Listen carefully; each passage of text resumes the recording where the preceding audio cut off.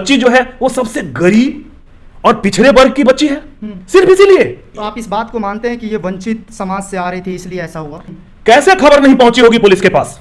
जो पुलिस ये कह रही है कि हमारे पास खबर पहुंची ही नहीं है 11 बजे रात तक। हमारा जो सिस्टम है वो घुन लगा पड़ा है, व्यवहार किया गया है और बार बार उनको धमकाया गया है कि किसी भी तरह से वो अपना मुंह ना खोले।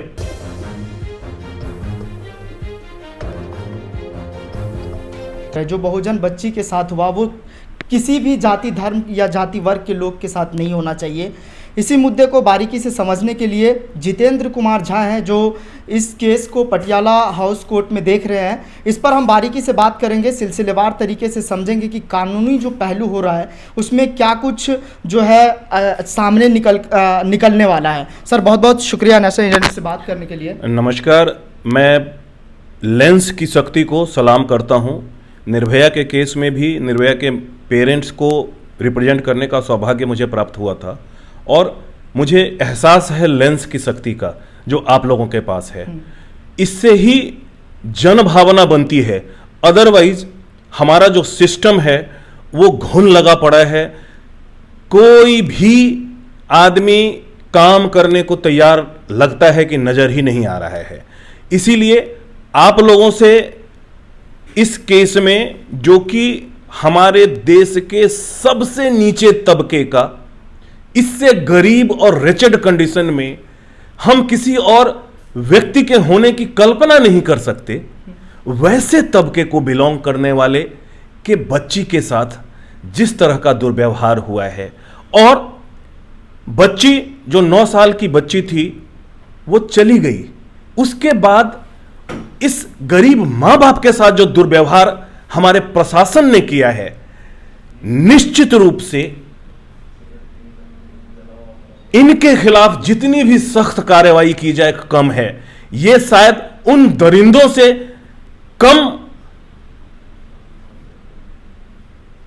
बड़े क्रिमिनल्स नहीं हैं जिन्होंने इस केस को दबाने का प्रयास किया है। पुलिस जिस तरीके से अभी काम कर रही है वो लेट एफआईआर दर्ज कर रही है, क्या लग रहा है ये सच छुपाने की कोशिश की जा रही है? बिल्कुल ऐसा दिख रहा है। ना ही सिर्फ सच छुपाने की कोशिश, लेकिन सब कुछ ही छुपा देने की कोशिश। अगर मीडिया इस केस में शुरू के समय में नहीं आई होती तो शायद ये केस दब गया होता। अब तक ये कि करंट लग गया, 304 का केस पुलिस ने दर्ज कर लिया था और इसके बाद कुछ नहीं होना था। लेकिन मीडिया आई है और जिस तरह से विक्टिम जो बच्ची थी उसके मां बाप का बयान आया है, उसमें साफ कहा गया है कि 1 तारीख को शाम करीब 5, साढ़े 5 बजे 6 बजे के आसपास की घटना है। 1 तारीख 1 अगस्त को एफआईआर क्यों 2 अगस्त को दर्ज होता है? इसकी जिम्मेवारी कौन लेगा? यह बताया जाता है कि पहला पीसीआर कॉल 11 बजे के करीब आया पुलिस में। क्या घटना स्थल से महज 1 किलोमीटर दूर जो पुलिस स्टेशन है और बिल्कुल चलता फिरता रोड है और देश की राजधानी है जो सबसे सुरक्षित मानी जाती है, वहां पे पुलिस के पास खबर पहुंचने में, वो भी अगस्त के महीने में दिल्ली कैंट के इलाके में, जो कि सेना का हमारा इतना अहम प्लेस है, और खबर नहीं पहुंची। बिल्कुल जो स्मशान है उसके दाजू बाजू सामने सेना के बहुत सारे इंस्टीट्यूशंस हैं। कैसे खबर नहीं पहुंची होगी पुलिस के पास? जो पुलिस ये कह रही है कि हमारे पास खबर पहुंची ही नहीं है 11 बजे रात तक, और घटना दर्ज होती है अगले दिन, यह कहते हुए कि जो कंप्लेनेंट है, जो डिसीज्ड की मां है, वो उपलब्ध नहीं थी।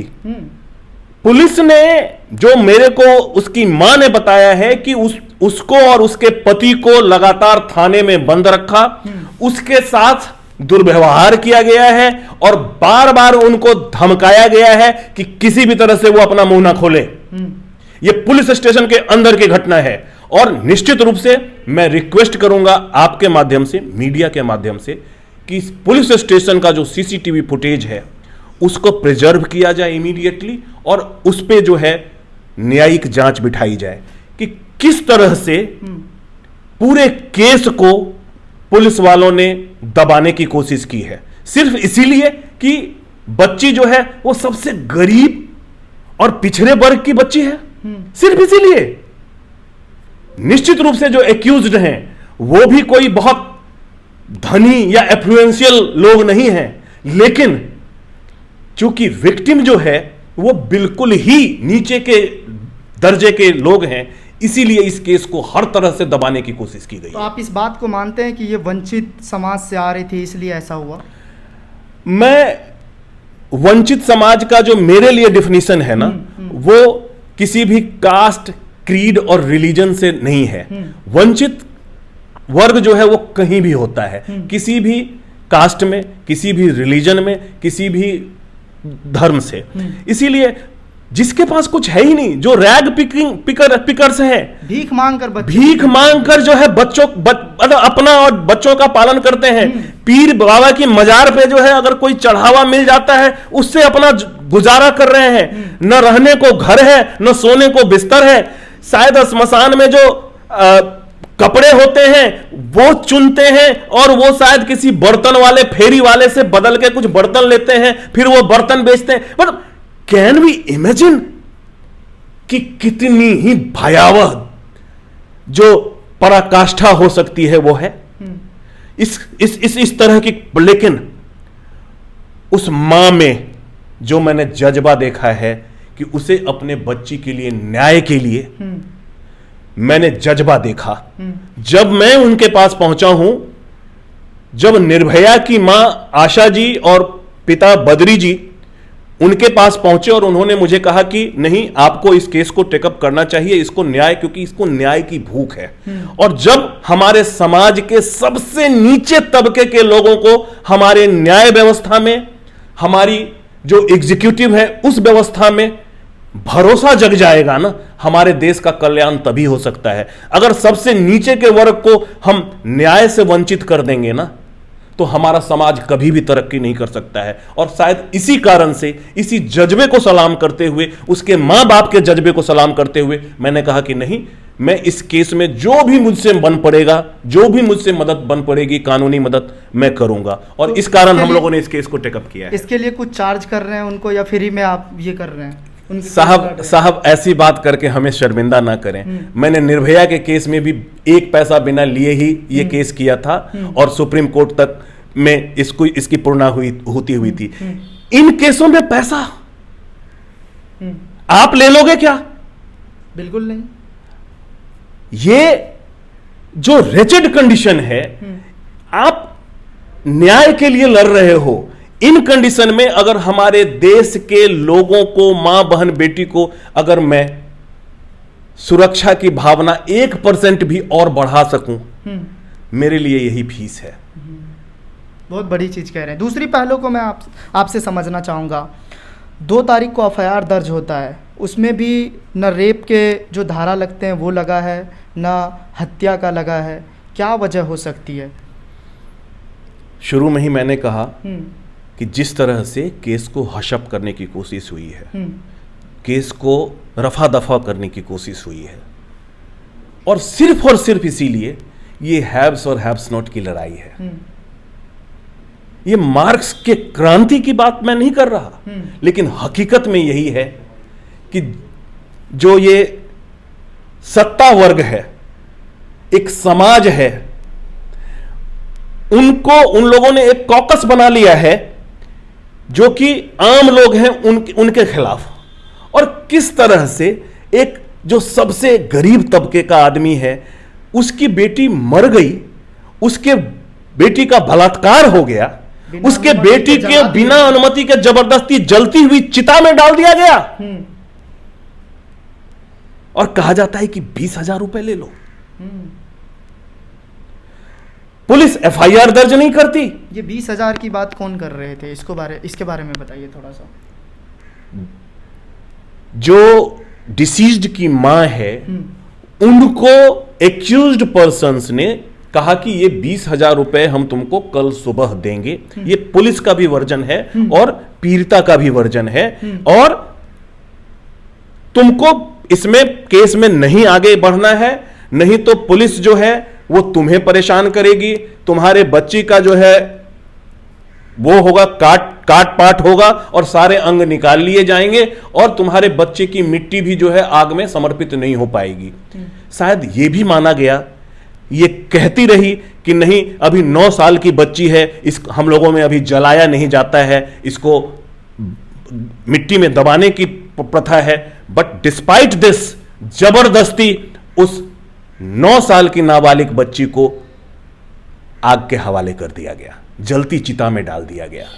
यह अपने आप में रोंगटे खड़े कर देने वाला इंस्टेंस रहा होगा उस मां के लिए, उस बाप के लिए।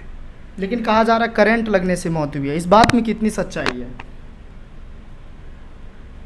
करंट लगने से या लगाने से मौत हुई है यह तो जांच का विषय है। इसके बारे में तो मैं भविष्यवाणी कर नहीं सकता, ना आप भविष्यवाणी कर सकते हो। हम सिर्फ अपने जो हमारे पास लीगल नॉलेज है, पीड़िता की मां कह रही है कि उसके हाथ कटे थे, नाक से खून बह रहा था, तो क्या करंट लगे हुए बदन पे हाथ नहीं कट सकते? हाथ कटेंगे और नाक से खून गिरता हुआ नजर आएगा? बाकी यह जांच का विषय है। अभी चूंकि जांच चल रहा है तो इन्वेस्टिगेशन के बीच में मुझे इस केस में दूध का दूध और पानी का पानी चाहिए। निश्चित रूप से जिस तरह से पूरी बॉडी जला दी गई है तो रेप और मर्डर प्रूव करना, क्योंकि ऑलरेडी मेरी नजर में जो एक रिपोर्ट है जो डॉक्टर्स की एक्सपर्ट कमेटी की गई, उन्होंने भी यह कहा है कि यह मुश्किल है कि रेप है या मर्डर है, लेकिन यह कहा जा रहा है कि मृत्यु के बाद जलाया गया है। मृत्यु कैसे हुआ? 9 साल की हंसती खेलती खिलखिलाती बच्ची ऐसे कैसे मर जाएगी?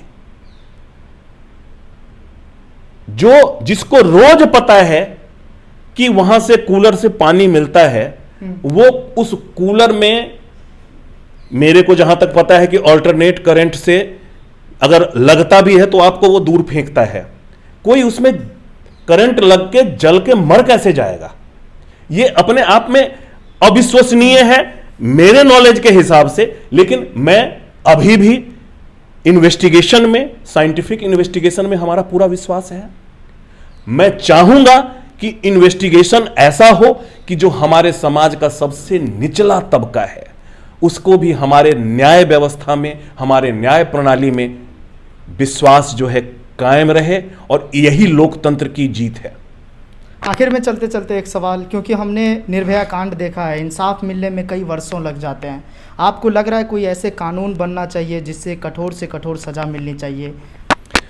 देखिए, कठोरतम सजा का प्रावधान तो एक्यूज्ड के लिए है, लेकिन जो लोग बचाने की कोशिश कर रहे हैं, केस को दबाने की कोशिश कर रहे हैं, जिन लोगों ने घोर लापरवाही की है, उन लोगों को भी अधिकतम दंड मिलना चाहिए।